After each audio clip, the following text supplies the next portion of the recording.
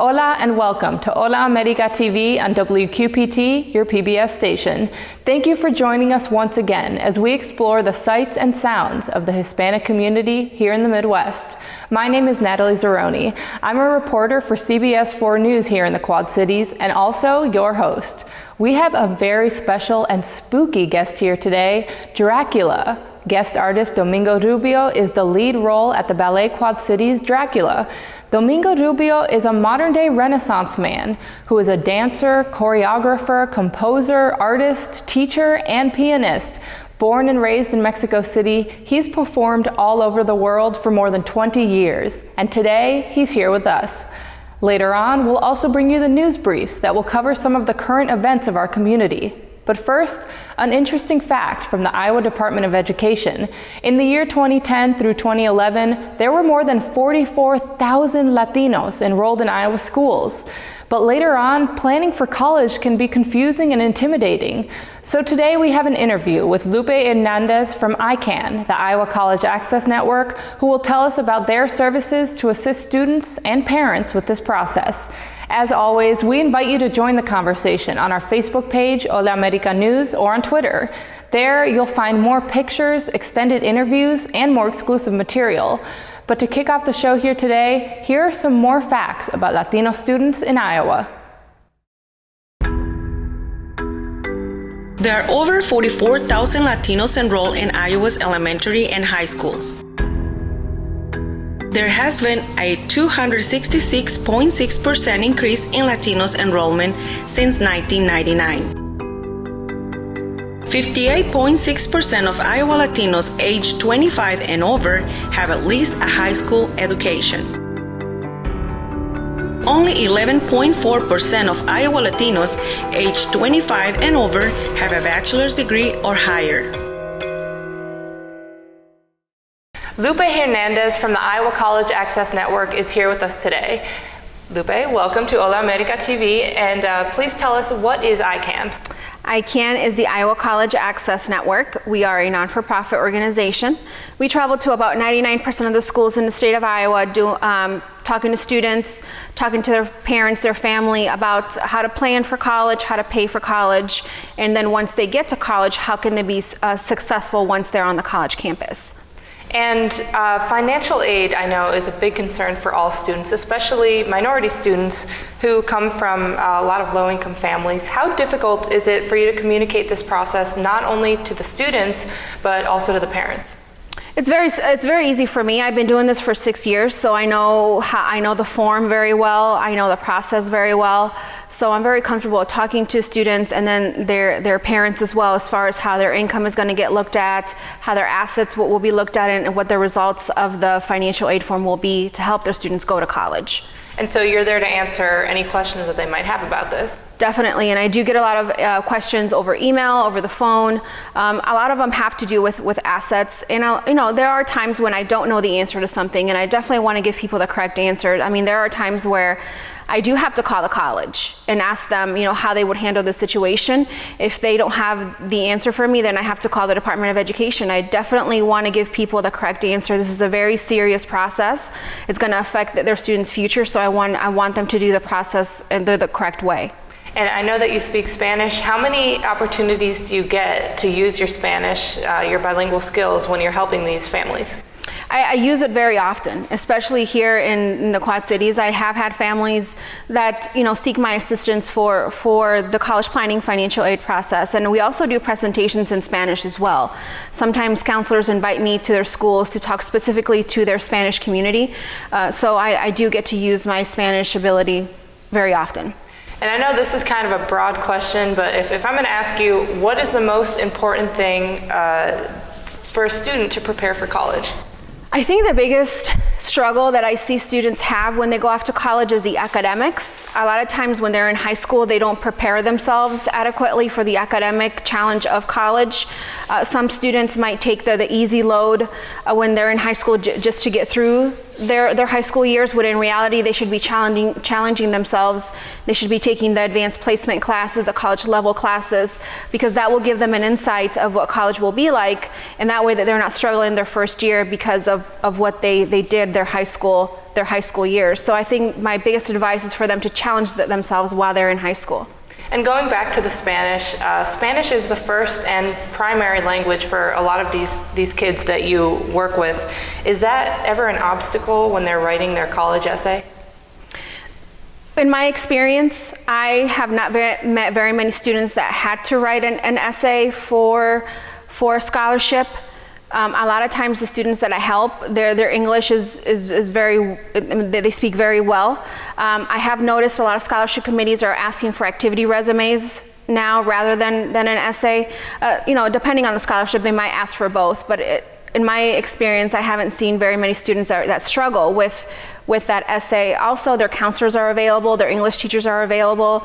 If I don't really do it as often, but if they want me to look over their essay, I can definitely do that. There's also many resources online that they can use for them to write that essay, to write a winning essay that will hopefully get them some scholarship money. I know sometimes that includes looking at examples. Yes. There's various websites online that they can go to look at sample essays that students have actually won money with, and students can definitely use that as a starting point. Not to copy the essay, of course, but at least get an idea of what scholarship committees are asking for, what they're looking for in an essay. So what are some of the initiatives that Iowa universities are doing in order to recruit more minority students? From what I've noticed, a lot of universities are having more endowment money for minority students, so more scholarship opportunities, because like you mentioned before, money is an issue, regardless of their minority or not. So I do know that there are several colleges, a lot of them in the state of Iowa, that if a student is a minority, they can get some scholarship money for that. If they're the first in their home, in their family to go to college, there might be some money for that as well, and especially money for grades. The number one type of scholarship that a student gets is the academic scholarship. So keeping those grades up, really trying hard on the ACTs really helps with getting institutional aid. Now this is a lot of information that we're discussing, and I'm sure people will have more questions. So what is the best way to get a hold of you, to get a hold of your organization? Well, I want to mention before I give out my contact information that I will be at the Quad City College Fair October 14th. That's going to be at the St. Ambrose campus from 5:30 to 7 o'clock, I believe. I will be there to answer any questions that whole time, so you're more than welcome to come and ask whatever you need your answers. My contact information, my phone number is area code 319-423-7702. And my email address isghernandez@ican60.org. All right, perfect. Thank you so much, Lupe, for coming and joining us today. Thanks. Now it's time for the Hola America News Briefs, highlighting some of the current events happening here in the community.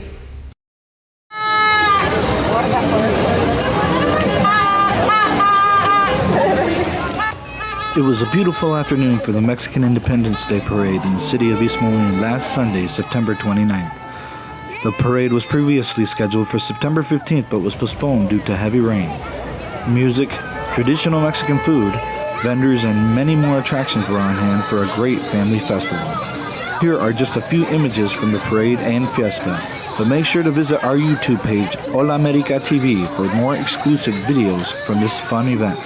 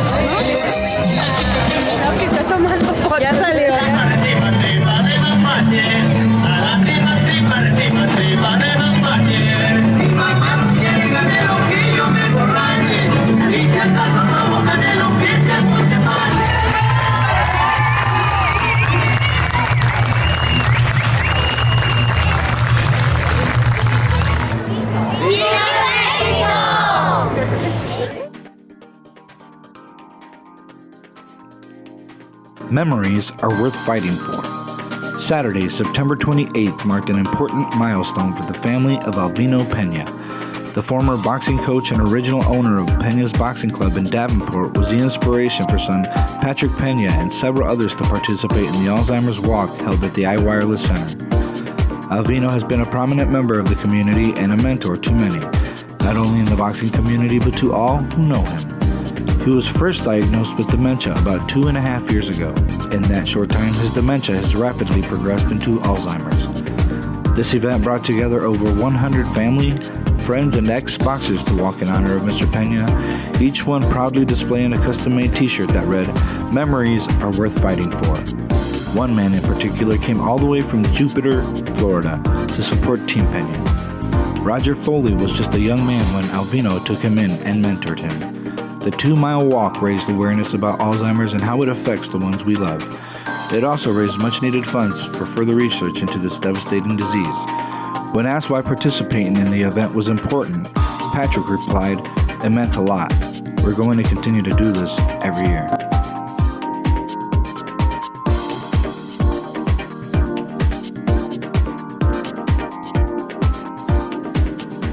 Honored to have with us today Georgina Dodge. Georgina is the Chief Diversity Officer, Associate Vice President from the University of Iowa. Georgina Dodge was the latest speaker at the Hispanic Chamber of Commerce's Multicultural Speaker Series last Friday, September 27th. This series provides an opportunity to increase individual and organizational multicultural awareness, fulfill diversity education and training needs, become better integrated into the community, and expand networks across multiple sectors. Hardships such as we're seeing now. What tends to happen is that employers want people who can hit the ground running. That's always the expression we hear. We want you to come in, you need the skills to do this particular job. We need someone who's skilled at carpentry, someone who's skilled at welding, someone who understands Microsoft Excel inside and out, someone who has patient care down pat. And whatever particular element of patient care we're going to be assigning that particular individual. That's what employers want in hard economic times. Those are the so-called hard skills, the ability to do the job. But having the skills to do the job and even to perform the job doesn't always mean that a worker has the skills to move to the next level. Your hard skills will land you a job, but it's your soft skills that will get you promoted. All of us, in terms of institutions of higher education, recognize that our students need a lot more than that in order to have successful careers. Don't forget to tune into our YouTube page for everything you saw in this news brief, plus some extended video from Hola America TV.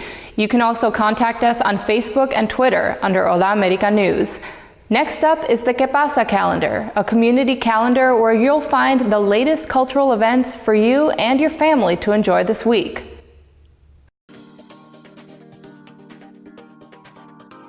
Alley Cat Boxing Club hosts Fight Night at The Rock. On Saturday, October 12th, Jeff Perez, head coach of Alley Cat Boxing Club, will host Battle in the Valley, Illinois amateur boxing tournament at the Rock Reception Facility in Coal Valley, Illinois. Along with all the night's fights, there will be a 50-50 drawing, and Perez will also be raffling off various boxing equipment and even purses for the women in the crowd that evening. Whether a fight fan or not, if you are a fan of empowering our youth by teaching them hard work ethic values in the form of hours of training in the ring that will last them a lifetime, then this is a must-attend for you. It's nice to see the team comradeship with the kids, said Perez. We take care of the kids, and they take care of each other. And don't forget to make time next weekend to go see Ballet Quad Cities' presentation of Dracula. Here's a little preview of what you'll see.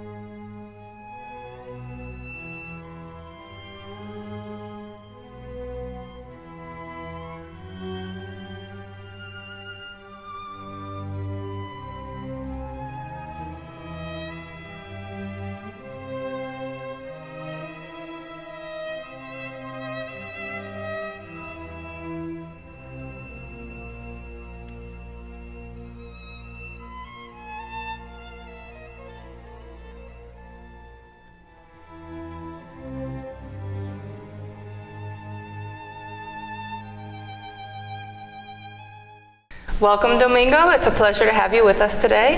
And that was a beautiful performance. How much fun is it to play Dracula? Well, you know, playing the bad guy, it's always alluring. You know, why do you want to be the hero and all that? That's fine, but it's always like the not so good, you know, like the one that has more mystery. The villain. The villain. I think it's more appealing even for kids. So. And what can someone who has not seen this performance before, what can they expect this time around? What is new? What have you brought to it that's new? Well, I think every year is new. I think this is the 6th time that we've done it, and I think every new staging represents a new version, because every person that's new requires, you know, different alignment for the piece, because every dancer has to make it theirs. No, you cannot make a copy of someone else.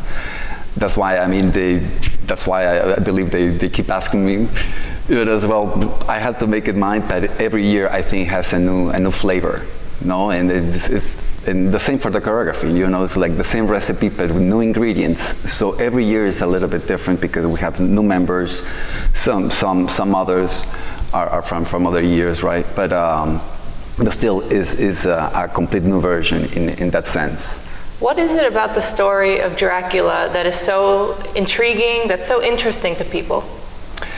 Well, I think it's a sense of everlasting life that appeals to people. That, well, how can you achieve that? It's like by drinking blood, having, you know, some food that will keep you forever in a sense, no? So I think it's more than that than the evil part of, you know, feeding over someone and you know, killing people and doing all that. But of course it has to have the vulnerability of, you know, certain parts of you that say, well, I don't want to be near my neck, you know. It's kind of also intimate. So all of that part of the, you know, mystery, sensuality and all that, you know, gets involved and it has that kind of appeal. Also that people like to be scared, you know. I see it from kids. No, they say, oh no anymore, but oh, let's have it again, you know. It's I think it's an intrinsic part of humans that we like also to be terrified at a certain point, because that brings adrenaline and then brings you know, new force.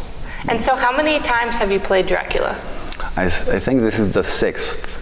The 6th time, yeah. Wow. So, and you were mentioning this before, but the performance, it feels very sensual when you're watching it, but this is something for the whole family, right? Yeah, it's for the whole family, because I mean, sensuality and all that is like everybody has it, you know. I mean, I have a 4-year-old, almost 4-year-old kid, and whenever she gets excited about something, she needs to bite. So she bites herself, like, oh, that's great, no? And also out of rage, you know, when she gets mad, she needs to do something. But I came to the notion that everybody needs to have that kind of thing. So it relates. Yourself, yeah. So it's mostly passion, and everybody, you know, babies have passion. No, they're hungry, they would cry their lungs out, you know, like, I'm hungry, but really, you know, really hungry. So I don't think that it has an age problem, you know. That's why this is a family, because I mean, it's not that it's over aggressive. I mean, there's no aggression really. I mean, even though apparently they want to kill me at the end, but nobody knows what happens. Apparently I disappear, and I don't know, that's mystery. Yeah, it's mystery, so conclude the story. So what do you like most about being here in the Quad Cities, performing here in the Quad Cities? Well, here the Quad Cities is, over the years, it became like a family for me. You know, so it's, even though you get new people, that's also very interesting, because you get to work in a very close environment with new people and to really know them at a different level, even if you don't get to speak to them, you know, and in a different level as the dancing side. I think that gets you closer to someone when you're working with no words. Gives you a different feeling of what people really are. And I think dance is a great expression for that. So what's next for you? Well, I go back to Mexico. I go back to my routine. I've been teaching preschoolers for the last year as well. No, I'm teaching on all levels from professional to preschoolers, but I'm just teaching how to enhance your senses.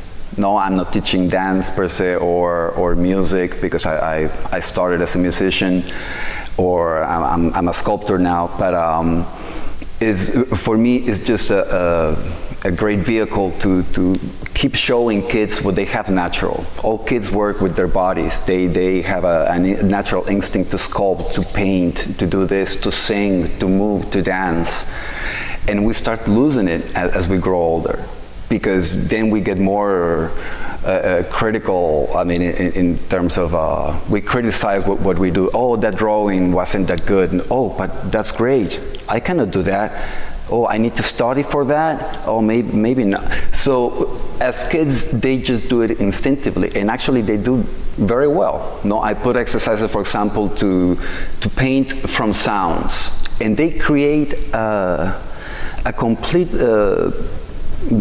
Complete painting out of sounds without any criticism into it, and it's a whole piece as it is. The composition is perfect, but as we grow older, we start to get into details here and there, and then we don't even hear. No, you put sometimes an adult that is like, no, tell me what it is, what it really is.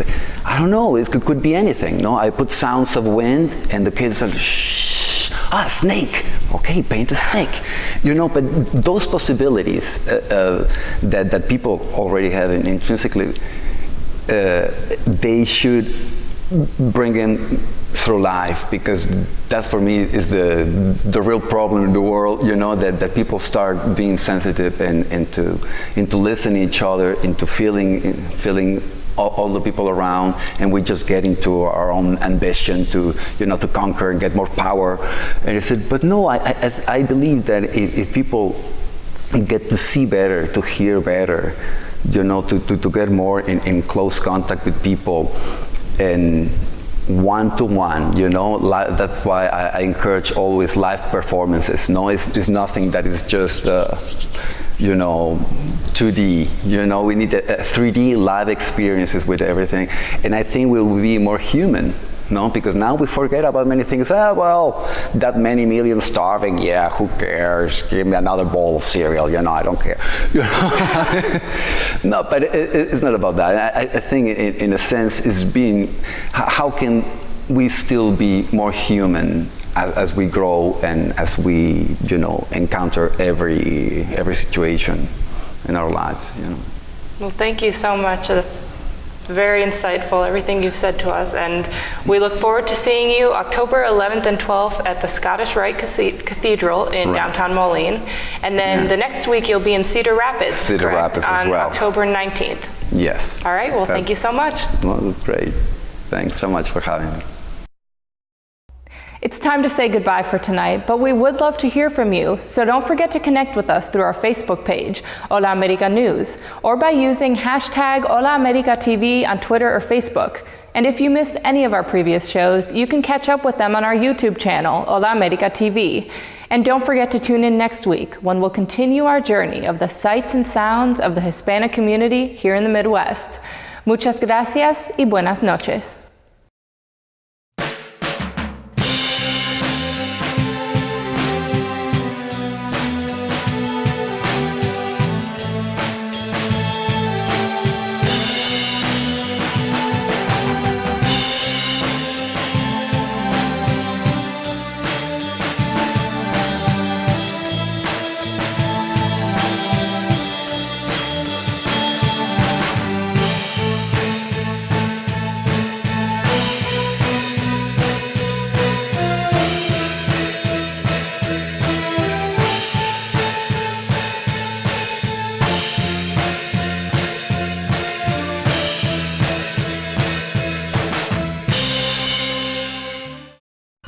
LULAC, the League of United Latin American Citizens Council 10 in Davenport, Iowa, has partnered up with Big Brothers Big Sisters of the Mississippi Valley, and thanks to a grant by the Ford Motor Company Fund, are creating a program to address the high dropout rates of Latino students of the Quad Cities and surrounding areas.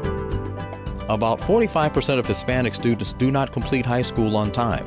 Yet recent studies also show that most students understand the value of having a high school diploma and don't want to drop out of school. I got involved with Big Brothers Big Sisters through the LULAC organization.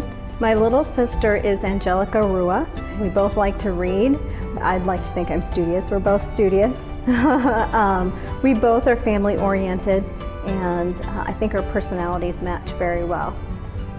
There is a way for every person to get involved with Big Brothers Big Sisters and help us start something for a child in our community.